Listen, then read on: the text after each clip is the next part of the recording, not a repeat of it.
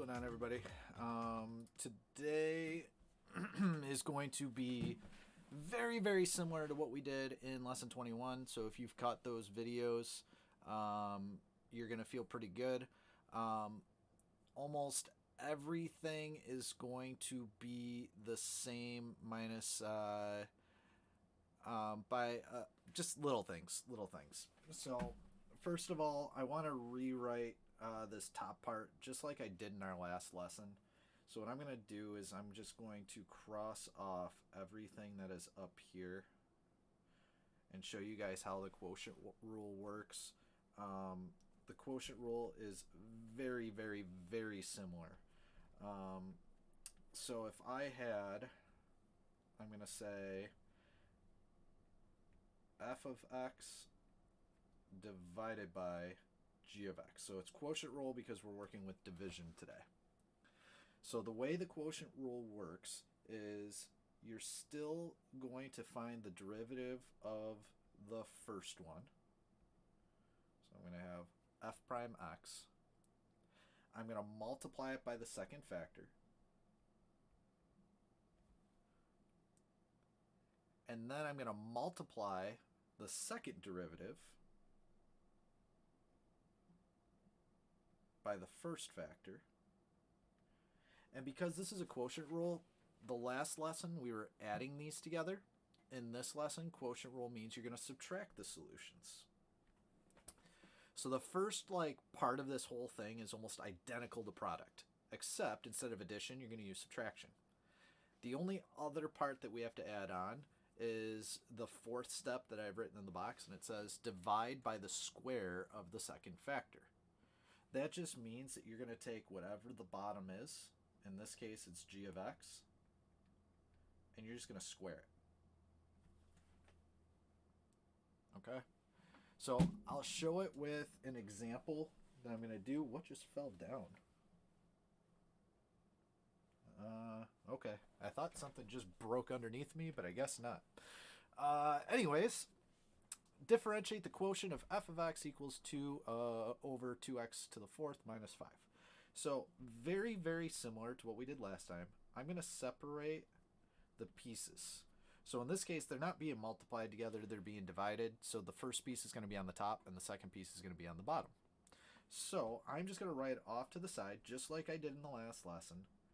F of x is equal to 2. And I'm going to write off to the side that g of x is equal to 2x to the fourth minus 5. So in order to find the derivatives of this, all I'm going to do is find the derivative of each. So the first part is going to be the derivative of 2. Well, if you guys go to find the derivative of a whole number, you may recall what we said last week. This is really x to the 0 power. So if I were to take that exponent and multiply it out front, I don't know why it turned it into a parallelogram, but if I were to multiply it to the front, your derivative is just going to be 0. Okay, so that one's an easier one to do because it's just going to disappear. That's all that's left. When you go to do the next one, this one's going to be a little bit more familiar because now when you multiply the 4 out, 4 times 2 would give you 8. And then you guys were told you have to subtract 1 away from that exponent, which in this case would be x to the third. And again, that minus 5 will just disappear. It would become 0 because the exponent on the x value is 0. Now, first steps are going to be the same as we look at the top up here. This top portion, how do I want to do this? This top portion is almost identical to what we did. So what we did is I called it the crisscross method. So I multiplied the first derivative by the second factor. So I'm just going to have 0 times 2x to the fourth minus 5, which, as you guys can see, that's some pretty easy math because it's just going to be 0. And then I also have the second derivative. Come on, iPad. Phone is being extremely slow. I'm going to have to... Okay, that's fine, Hannah. And then just ask me in Zoom if you have any questions. My iPad's frozen, so give me a second, guys. There it goes. Holy cow. So then we have the second derivative times the first function, or first factor, and that's going to be 8x to the third times 2. Now this is subtraction this time, so I'm going to subtract these two. And then the very last step says that we have to take whatever g of x was, whatever the bottom was, and square it. So the bottom was 2x to the fourth minus 5, because that's what it was in the original function. Now all I'm going to do is square it. So for you guys, to save a little bit of time, I'm going to say you don't actually have to multiply out the bottom. You don't actually have to square it, but I still want you to simplify the top. So if I were to simplify this down, the first part is just going to be 0 minus, and then 8x to the third times 2 would be 16x to the third all over what we have on the bottom. And because the first part is 0, we technically don't even need that there. We could just say it's negative 16x to the third over 2x minus 5 squared. And I forgot the 4. 2x to the fourth minus 5 squared. So I'm hoping you guys are recognizing that this is very similar to what we did. I'm going to do a couple more practice ones with you. Make sure that you feel comfortable. Homework is just going to go through doing division. And then later this week, I'll do like a mixture of both of them with you guys. Second one. So, very similar. I got the top and the bottom. So this is going to be F, and this is going to be G. So again, I gave you guys an easier F because since f of x is equal to 5, if I ask you guys to find the derivative of that again, it's really just going to be 0. Because remember, if you don't have a variable, that means the slope of that 5 doesn't have a slope. It's going to be at 0. Now I got to do g of x, which in this case is 4x to the third plus 4. And if we do the derivative of 4x to the third, 3 times 4 is just going to be 12x to the second, because we have to take 1 away, and that 4 is just going to be 0 again. So now we can do our crisscross, we can multiply it out, and we can figure out what this quotient's going to be. And I'm going to save a little bit of time on this one, because if we multiply 0 times 4x to the third plus 4, we already know that answer is going to be 0. Now I'm going to multiply the next part, which is just going to be 5 times 12x squared, which in this case is just going to be minus 60x squared. And just remember that negative is coming in because when you do the quotient rule, you're always going to subtract the two functions. When it's the product rule, that is a positive sign. Quotient rule, negative sign. And then the last part, and this is the new part for quotient rule, you just have to take what the original denominator was and then square it. So once again, the 0 out front doesn't really matter. So this is going to be negative 60x squared all over, and we still have 4x to the third plus 4 squared. Okay? So if you were to put this side by side with the last lesson, you should see a lot of similarities. Last one I got for you guys, a little bit more complicated, because now it's not going to be something that's just going to be 0 on the top. There's going to be a little bit more math involved. So I got my f of x, I got my g of x. So I have 4x to the third minus 3x squared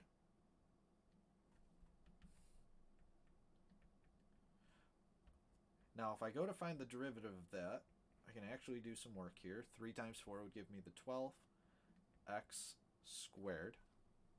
I can also do the next part. I would have minus, it looks like 6x.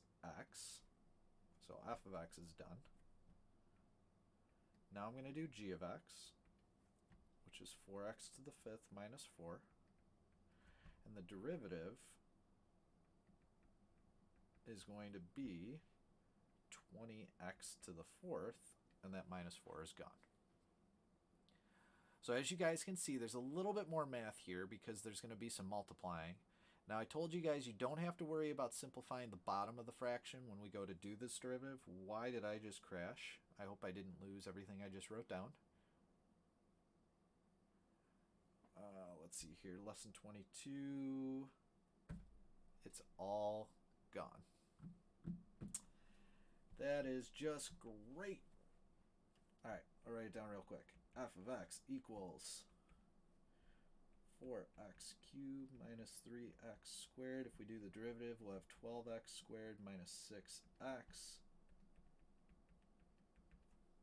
And then we have 4x to the fifth minus 4, which would be 20x to the fourth. You guys just gotta love technology. All right, now that we got this out, we're gonna cross multiply. Now, I am asking you guys to always simplify the top. The bottom, you're okay, just leave it in parentheses. But as far as the top goes, if I cross multiply, if I do the crisscross, I am going to have to do a little bit of work here because I have binomials. So I am actually going to multiply that out. I won't do it yet. I'll do it in a second. I also have to multiply out those two, which would be 4x cubed minus 3x squared times 20x to the fourth. And because this is the quotient rule, I'm subtracting. And again, the bottom, I'm fine with you guys just writing out. Oops. And we're just going to say it's 4x to the fifth minus 4 squared. Okay. So let's actually simplify this.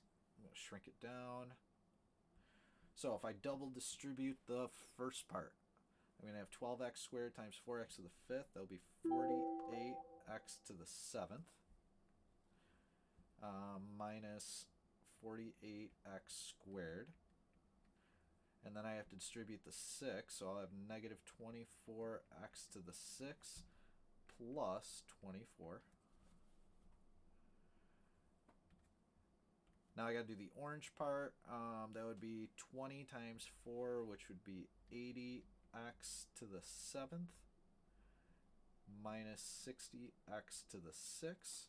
And where you got to be careful here is because it's subtraction, we're actually subtracting that whole thing.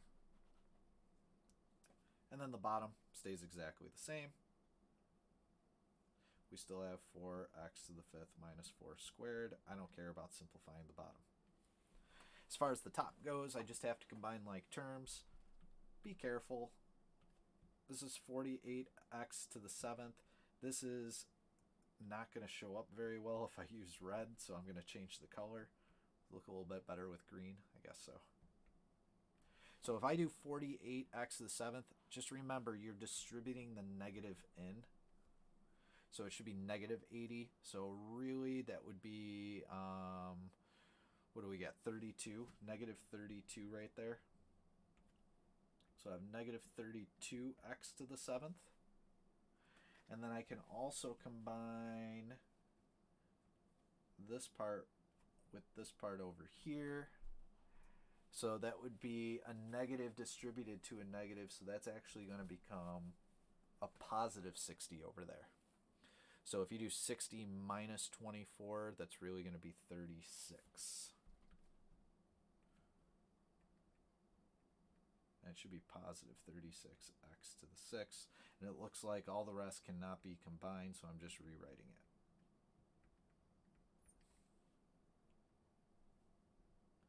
All over 4x to the fifth minus 4 squared. So technically that would be the derivative for all that. So that one's probably the most complicated one that we have done so far because it is a binomial times a binomial. Okay? And then the last part, which I'm just going to say what you need to do. The next part says determine the slope at x equals 3. That just means after you find the derivative, it just means plug in 3. So you're just going to plug 3 in for all the x's. You can type it right in the calculator, hit enter, and you got your solution.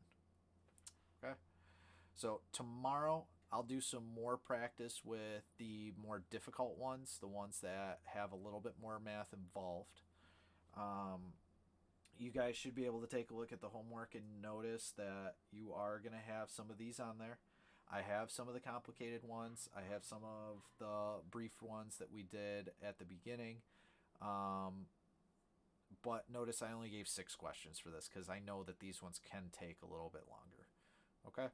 So that's all I got for you guys. Make sure you ask me questions if you guys have any trouble, and I'll catch you guys later.